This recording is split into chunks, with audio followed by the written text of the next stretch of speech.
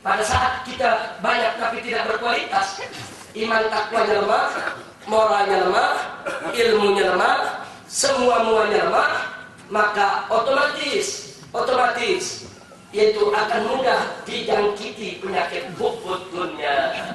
Orang kalau sudah lemah iman, lemah takwa, maka hawa nafsu akan menguasai dirinya. Godaan iblis, setan akan menguasai kehidupannya. Maka dia akan terjangkiti penyakit wahana, cinta kepada dunia, cinta kepada harta benda, cinta kepada segala-gala kesenangan dunia, dan dia akan dilalaikan oleh itu semua. Wallahu subhanahu wa ta'ala qala alhaakumut takatsur hatta zurtumul maqabir. Engkau sekalian dilalaikan oleh at-takatsur, oleh berbanyak-banyakan yaitu dalam harta benda, dalam kedudukan, dalam ranah bina, berbangga-bangga dengan macam-macam kesenangan dunia, hatta zurtumul maqabir, sampai kalian semua masuk ke dalam kubur. Makanya pantas Sayyidina Ali pernah mengatakan radhiyallahu ta'ala anhu, beliau mengatakan an-nasu niyamun fa idza mata tabah. Kata Sayyidina Ali, an-nasu niyam, manusia ini semua lagi tidur, fa idza mata tabahu. Kalau dia sudah mati, baru dia terjaga dari tidurnya sudah. Kalau dia sudah mati, baru dia sadari kesalahan dia. Kalau dia sudah mati, baru dia sadari akan kesesatan dirinya. Kalau dia sudah mati, baru dia sadari akan kekurangan dirinya. Ibadah Allah. Maka itu, saudara-saudara tercinta, yang semoga senantiasa dimuliakan oleh Allah Subhanahu wa Ta'ala. Yuk, mari kita kaji lagi. Mari. Kenapa orang-orang kafir tidak takut kepada kita? Karena kita banyak tapi tidak berkualitas. Dan apa akibat kalau banyak ini tidak berkualitas sampai iman pun ikut lemah, akidah lemah, ilmu lemah? Berbagai macam penyakit hati akan ada di diri kita, saudara. Jadi kalau kita mengobati keadaan ini, solusinya bersihkan dulu kita punya hati. Jangan ada itu penyakit hubud dunia, penyakit wahan, penyakit takut mati, saudara. Siapkan diri kita untuk berkorban di jalan Allah, baik berkorban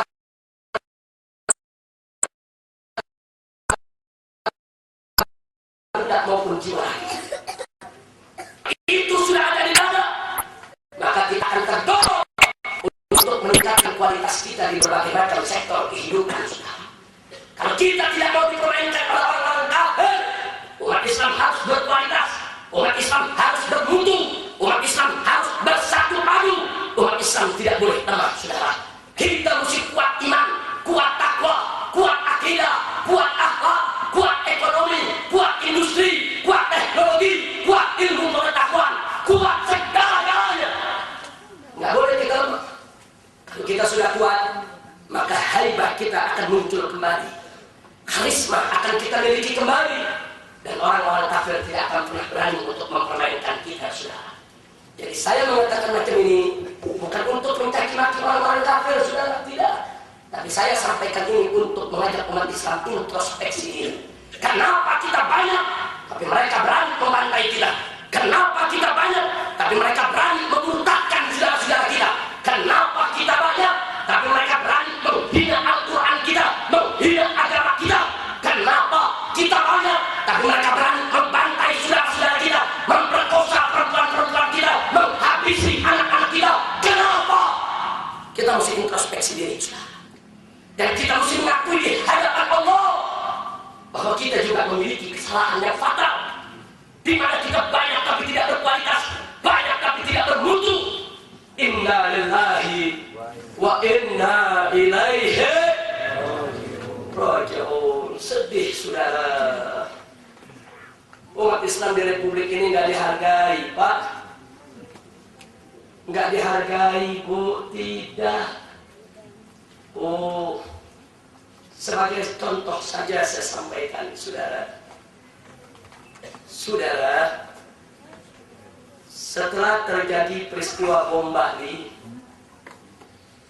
Kepolisian Republik Indonesia membentuk satuan khusus, pasukan elit, suatu detasemen yang serba canggih dan profesional.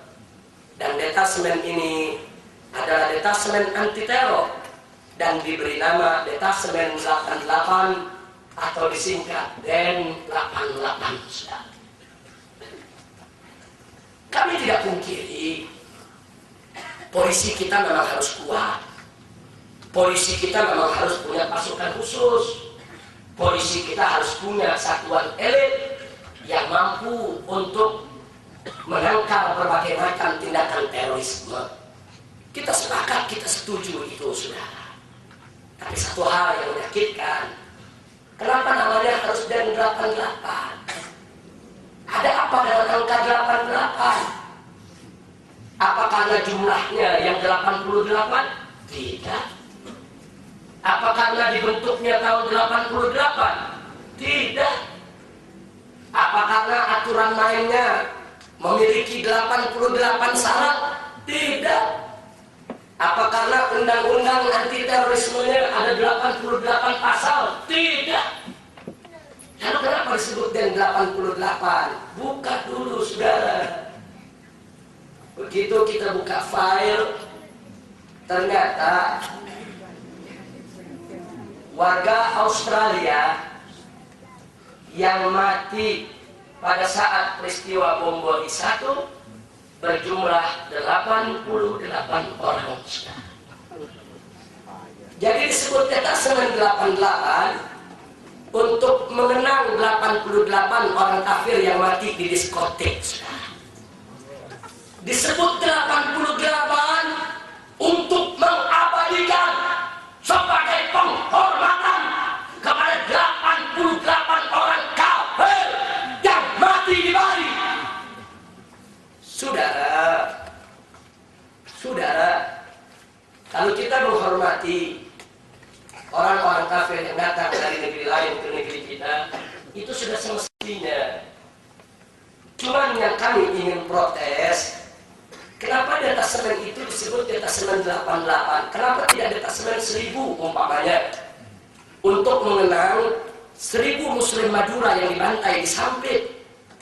Kenapa tidak disebut detasemen 3000? Untuk mengenang 3000 Muslim yang dibantai di Ambon. Kenapa tidak disebut detasemen 2000 untuk mengenang 2000 Muslim yang jadi korban pembantaian di Poso? Kenapa tidak disebut detasemen 6000 untuk mengenang semuanya? Atau kenapa tidak disebut dengan nama-nama yang lain? Kenapa harus 88? Apakah nyawa 88 orang kafir lebih berharga daripada nyawa 6000 Muslim yang dibantai di Republik ini?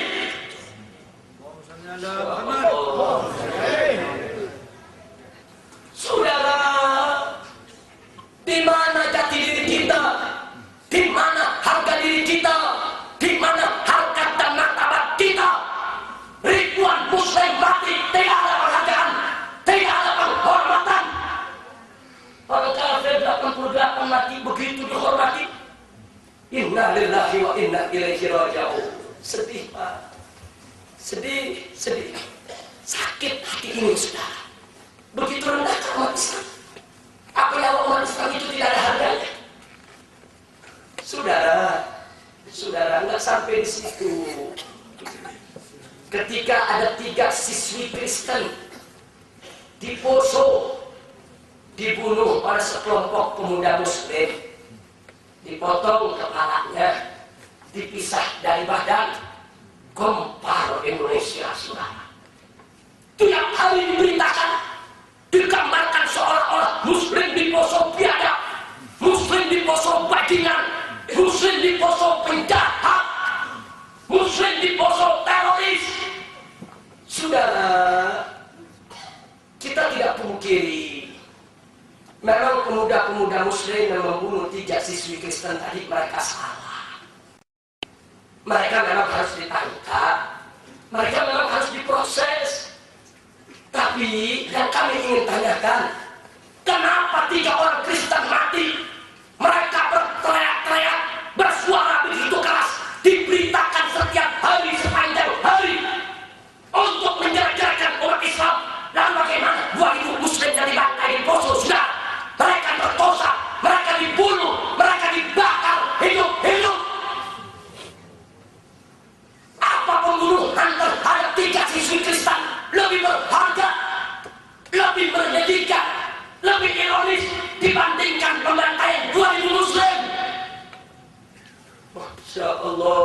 Saudara, itu anak-anak muda yang membunuh daripada 3 siswi Kristen, mereka memang salah. Tapi periksa dong psikis mereka, tengok dong kejiwaan mereka. Itu mereka yang membunuh siswi Kristen, itu ada yang keluarganya 27 orang dipotong depan dia, saudara. Biar tahu, 27 keluarganya dipotong depan mata dia. Dia tuntut kepada pemerintah dari tahun 2001 keadilan. Tangkap dong pembantai keluarga kami, seret dong pembunuh keluarga kami. Tapi mereka tidak dapat keadilan. Akhirnya mereka lakukan yang menjadi dendam mereka, saudara. Mereka cari mana dulu keluarga yang membantai saudara kami. Mereka berupaya melampiaskan dendam dengan cara mereka. Memang mereka salah, tapi kenapa itu terjadi? Karena pemerintah tidak adil. Allah, maaf saudara. Lalu di sini saya bercerita soal Poso. Saya bukan mendapat berita dengan nonton televisi atau dengan radio atau dengan baca koran, tidak. Tapi kami turun ke Poso. Kami datang ke Poso. Kami temui itu pemuda-pemuda yang dicari oleh pemerintah untuk diserahkan diri. Saudara, 2 bulan yang lalu sebelum kejadian ramai-ramai di Poso, saya dan kawan-kawan dari Front Pembela Islam, kita turun.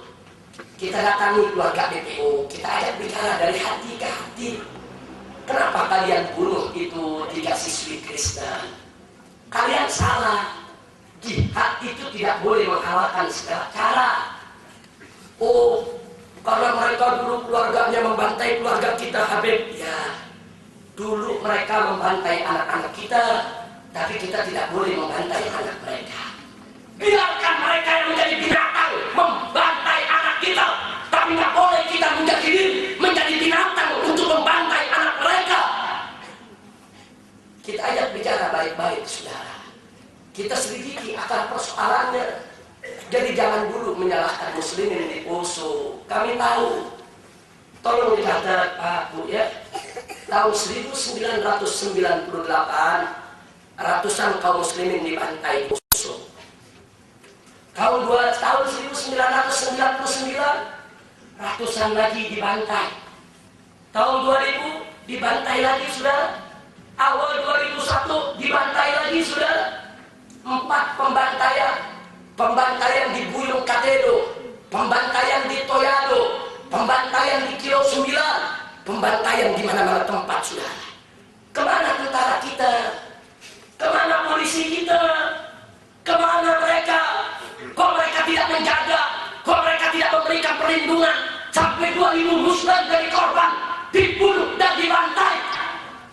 Pondok pesantren Wali Songo, saudara. Kiainya, ustadz-ustadznya semua dibunuh. Bangkainya, jenazahnya dimasukkan ke dalam sumur, ditutup dengan kayu bakar, disiram bensin, dibakar dalam sumur, saudara. Kemana kita? Kemana itu tentara-tentara yang katanya gagah punya senjata? Kemana itu polisi-polisi yang katanya punya wewenang menegakkan hukum? Kemana mereka tatkala saudara kita dibunuh, dibantai sedemikian rupa? Saudara, saat itu yang melakukan pembelaan itu yang sekarang disebut teroris. Itu yang sekarang ditangkap katanya ekstremis. Ya, mereka memang salah, mereka harus diadili. Tapi jangan serta-merta kita katakan mereka bagian. Saat tidak ada polisi, tidak ada tentara, tidak ada mujahidin yang datang dari mana-mana tempat, itu anak-anak muda yang sekarang ditangkap, yang sekarang diadili, yang katanya sekarang teroris, yang katanya sekarang penjahat. Mereka yang membela perempuan-perempuan kita, mereka yang menyelamatkan anak-anak kita, mereka yang membawa lari sisa-sisa warga yang ada, mereka yang melakukan perlawanan.